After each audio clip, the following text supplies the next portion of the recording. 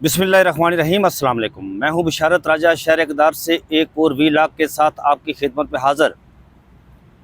नाज़रीन, इस्टेब्लिशमेंट और इमरान खान के बीच में लड़ाई जो है वो ताकत के असूल की लड़ाई नहीं है। वो लड़ाई बुनियादी तौर पर कानूनियत और लाकानूनियत के बीच में लड़ी जा रही है।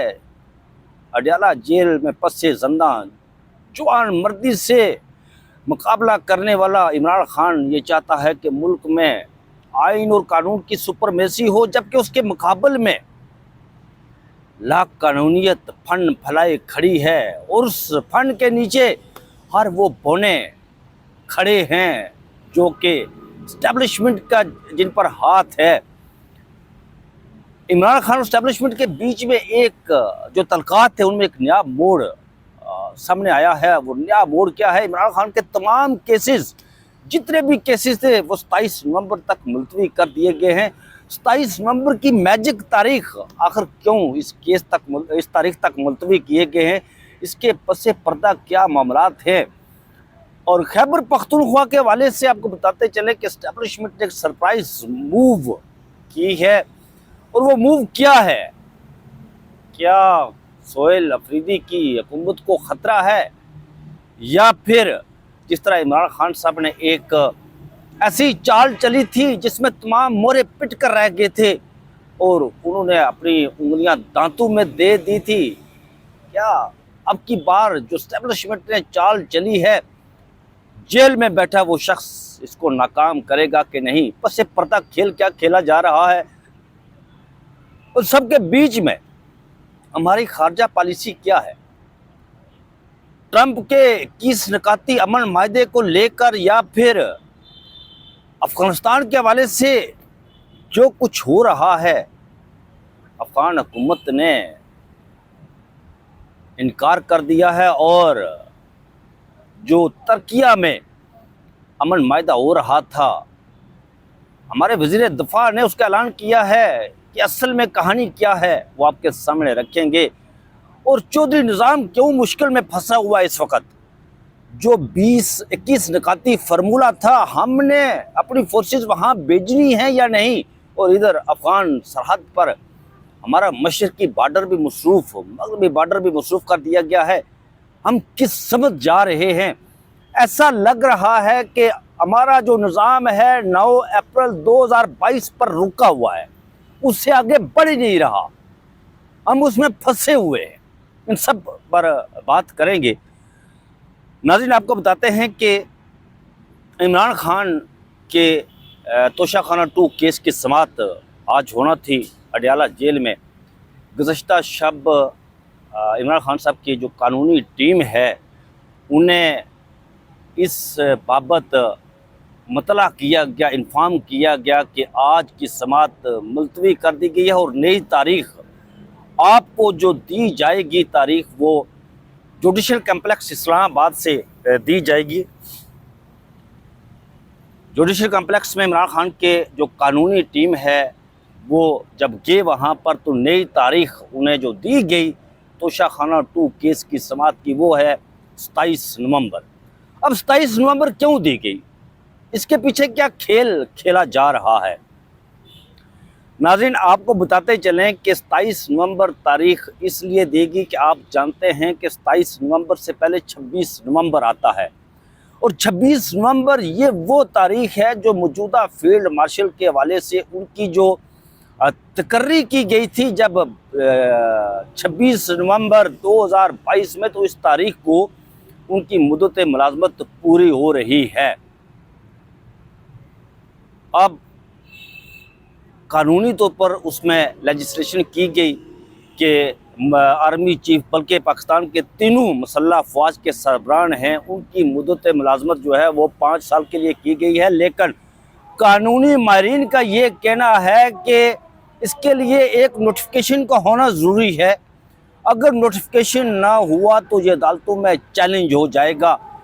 और ये जो दरमियान का अरसा है, नाज़रीन, आप जानते हैं कि इमरान खान साहब बार बार कहते थे कि नवंबर बड़ा सितमगर होगा, बड़ा अहम होगा। नवंबर में इमरान खान साहब एहतजाजी کال کی کوئی بھی تاریخ دے سکتے تھے۔ 26 نومبر 2024 کو یاد ہوگا آپ کو کہ جہاں پر جو 24 سے 26 نومبر اسلام آباد میں جو بربریت کی گئی اس کو بھی مد نظر رکھتے ہوئے عمران خان صاحب کال دے سکتے تھے، اور یہ موجودہ جو سسٹم ہے جس میں یہ 26 نومبر کی تاریخ ہے، یہ میجک تاریخ ہے۔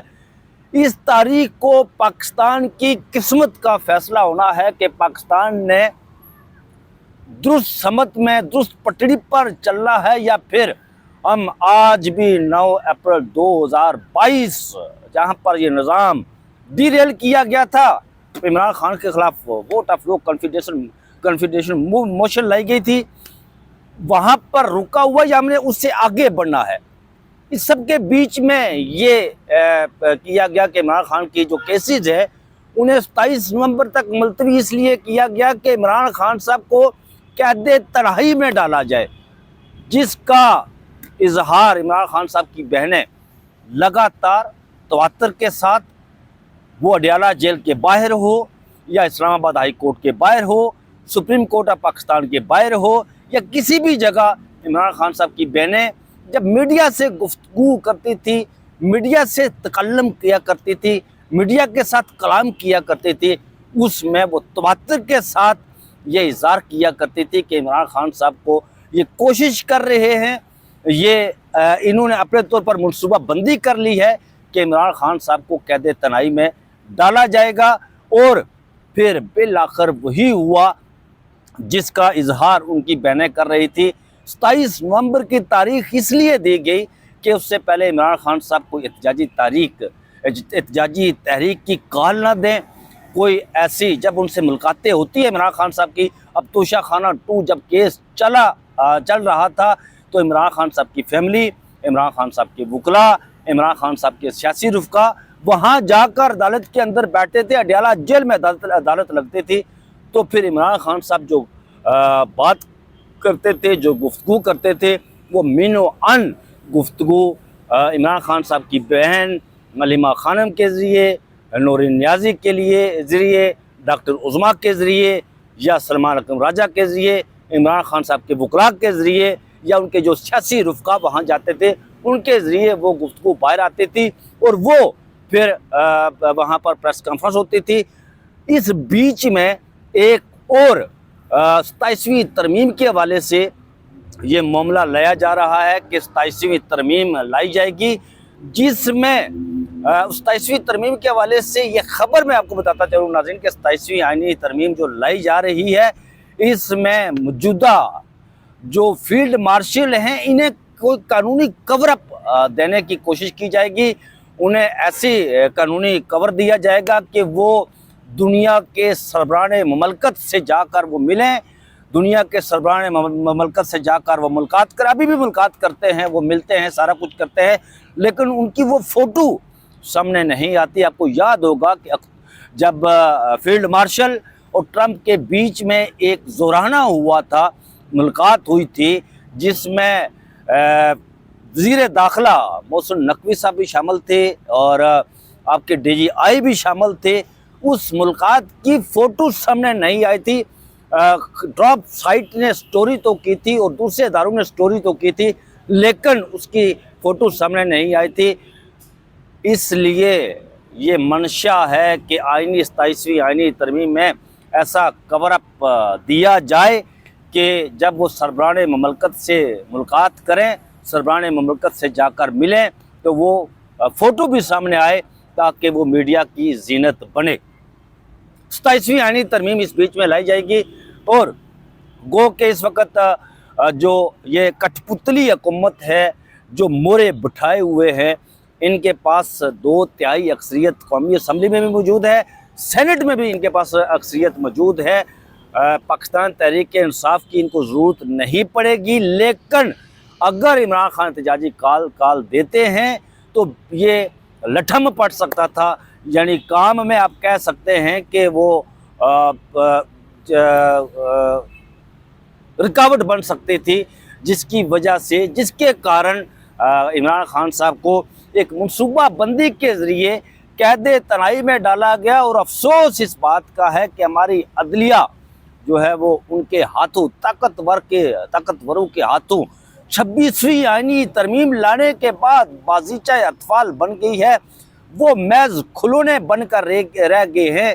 ہمارے جو ججز ہیں، ہمارے جو انصاف کی بڑی بڑی گدیوں پر بیٹھے ہوئے منصف ہیں، جو 3 ملین مراحت لیتے ہیں، وہ فقط اب آئین اور قانون کے مطابق فیصلے نہیں کرتے، وہ کھلونا بن کر رہ گئے ہیں۔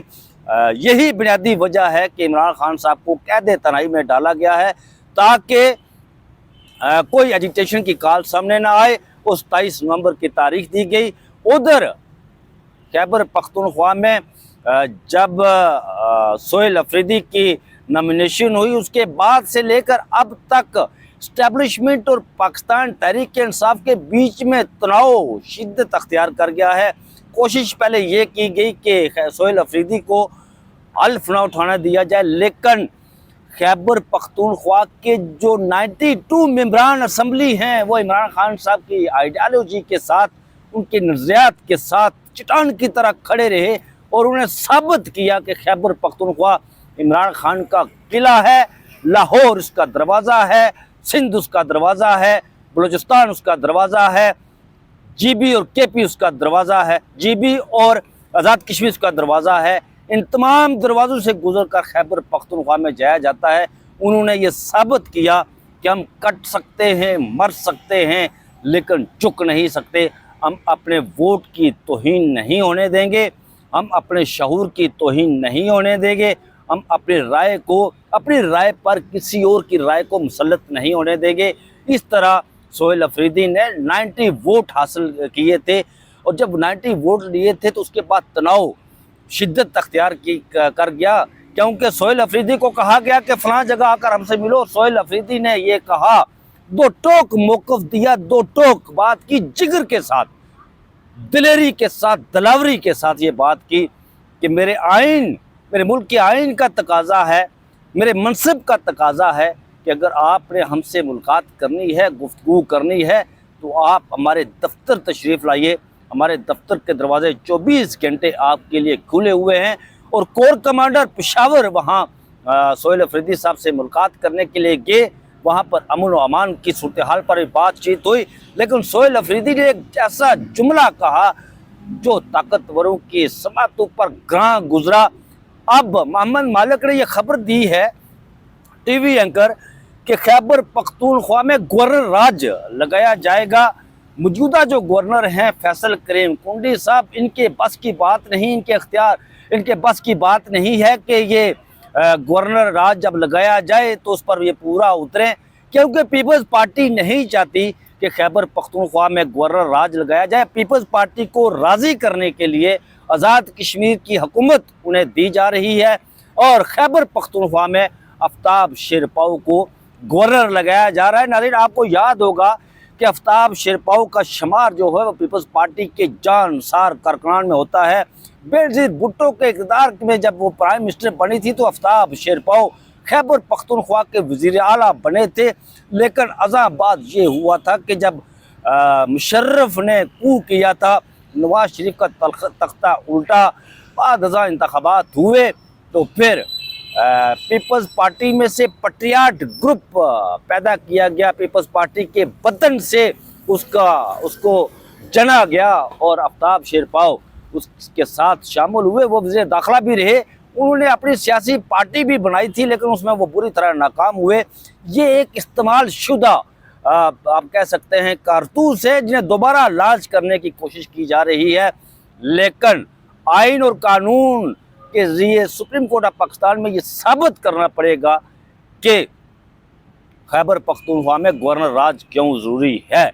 لیکن 26ویں آئینی ترمیم کے بعد ناظرین، جس طرح خیبر پختونخوا میں 26ویں آئینی ترمیم لائی گئی اور ججز کے ہاتھ پاؤں باندھ دیے گئے، انہیں محض کٹ پتلی بنا دیا گیا، انہیں مہرہ بنا دیا گیا، تو آپ کہہ سکتے ہیں کہ سپریم کورٹ آف پاکستان اگر گورنر راج لگایا گیا، بڑے پیمانے پر مسز نہ نکلی، عوام باہر نہ نکلی، تو پھر سپریم کورٹ آف پاکستان اس کو آئینی اور قانونی قرار دے گی۔ تو ناظرین یہ تھی خبر جو میں نے آپ کے سامنے رکھی ہے۔ آگے مصطفیٰ نواز کھوکھر نے ایک ٹویٹ کیا ہے۔